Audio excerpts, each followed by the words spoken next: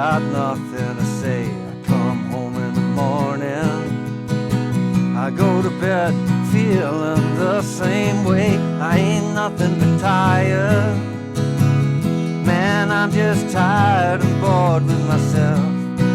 Hey there, baby, I could use just a little help. You can't start a fire, can't start a fire without a spark. This gun's for hire, even if we're just dancing in the dark.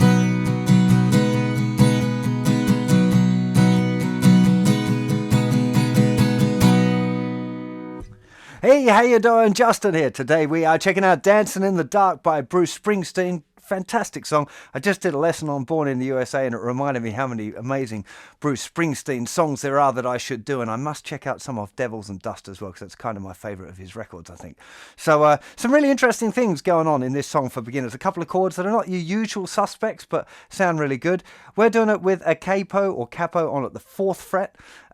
There's other ways of or other approaches to playing this tune, but this one works really nicely, especially trying to get a little bit of this kind of some of the keyboard harmonies that are going on in the song works really well in using these particular chord grips. So the main thing here that you hear in the little intro section is this movement of G to G6. It's this sound. You often hear it in... It's the same sort of note that you're adding in there to get that sound. But the way you want to be doing that is, instead of playing a regular G that you might using fingers 1, 2 and 3, is to use your 3rd finger on the 3rd fret of the thicker string, and I mean 3rd fret, 3 frets higher than the capo, and little finger on the 3rd fret of the thinner string. Now your 3rd finger will naturally mute the 5th string, so you have 3rd fret, mute, open, open, open, 3rd fret. Okay, that's the way that you're going to play the G. And then you'd put your 2nd finger down on the 2nd fret of the 4th string. So you'd end up with 3rd fret, muted string, 2nd fret, open, open, 3rd fret. Off, put your 2nd finger on. Now, there are other ways to do it. You could use regular G chord using fingers 1, 2 and 3 and just move your 1st finger down a string. It's another nice way of doing it. So the reason I prefer using these fingers 2, 3 and 4 and leaving off 1st finger is because it's a lot easier to get to a C chord, which is coming up in a little bit. So that's the fingering I'd recommend, but use with these sort of songs what you feel comfortable with as well. It's important. The intro is 8 bars long and it's alternating between the G chord and the G6. So we have G,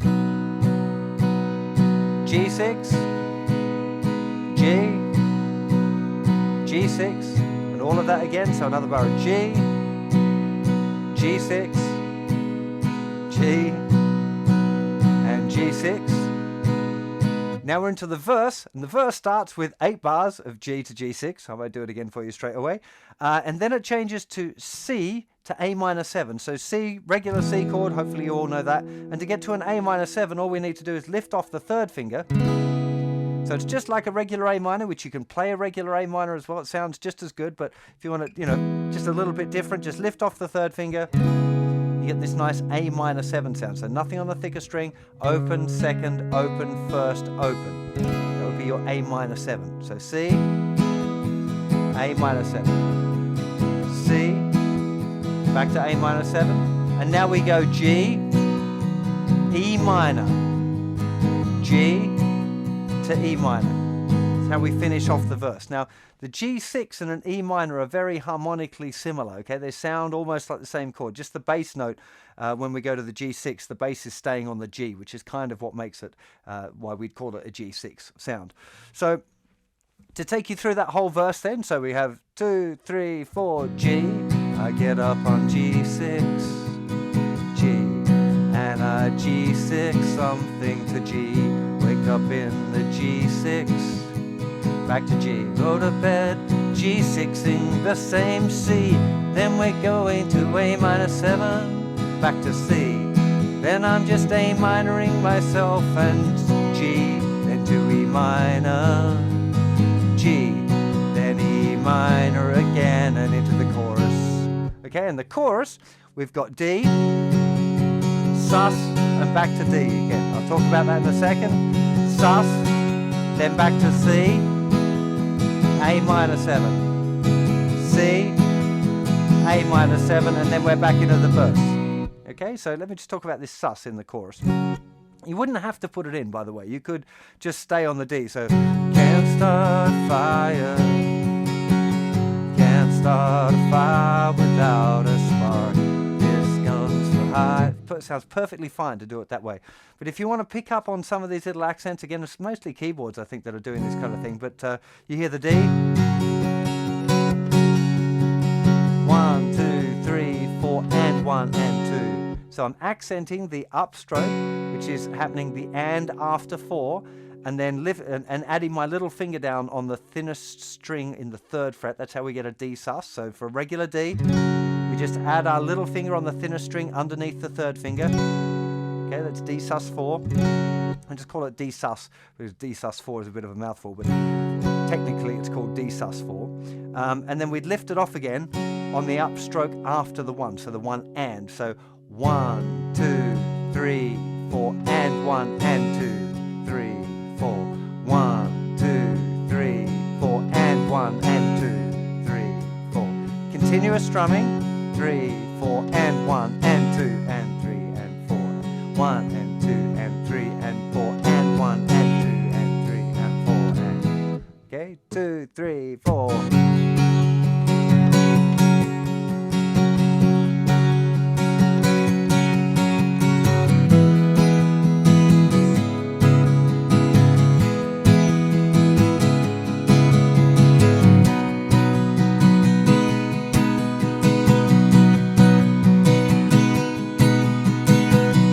Now, what's going on here with the strumming as well is worth talking about, because I'm playing all of the 8th notes, but what you've got to try and find is where the accents are. And this can be a kind of a sticky thing for a lot of beginners, because it's all about really pick control, about being able to play an even volume all the time and then choose where you want things to be a little louder. So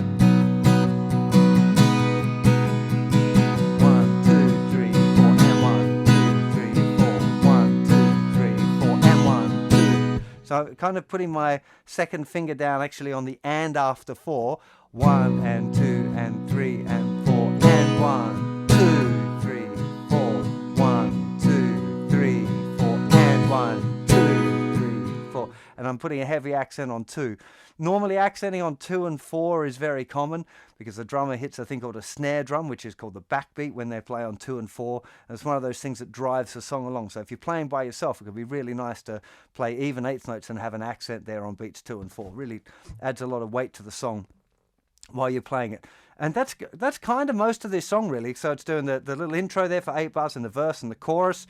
Then it does the little intro chord sequence, the G to G6 thing again for 4 bars, then another verse, then another chorus, then the little intro thing for 8 bars. And then there's the one section which is different, the middle 8 or the bridge. Sitting around getting older is the lyric that's happening there, and it's E minor, 2, 3, 4, G, 2, 3, 4, C, to D, 2, 3, 4, E minor, G, 2, 3, 4, C, to D. Now what's interesting here is that every second chord is what's called pushed. So again, we're playing even 8th notes on the E minor, 1 and 2 and 3 and 4 and. So on the and, the upstroke is where we change to the G chord.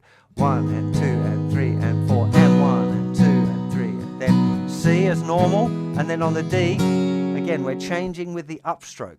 1 and 2 and 3 and 4 and 1 and 2 and 3 and 4 and C, 2, 3, 4 and 1, 2, 3, 4.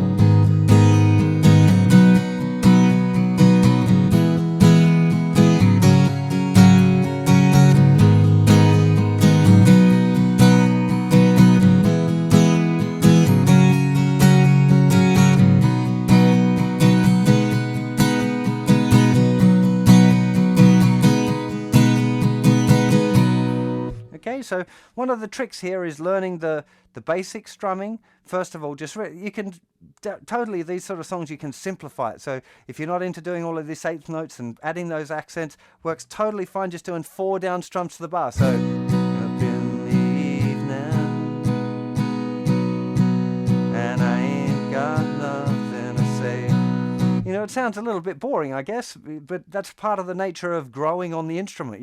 When you start out, you're going to be doing real simple things, and as you get better at strumming and you add more strumming patterns and you feel more confident with your rhythm, you can start spicing things up a bit.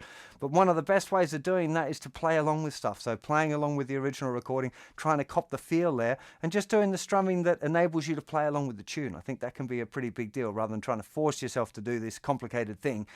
Just do what you can do and play along and try and cop that feel, because the feel and trying to make things feel good is really important as well. When you're playing, it should feel nice and relaxed and not tense and like a struggle, because as soon as you're tense and struggling, the listener will feel that you're tense and struggling as well. And that's one of the missions as a beginner. You should be trying to learn simple things really well so that you can do them in a relaxed way, because it'll sound better and people enjoy listening to you more if you can cop that.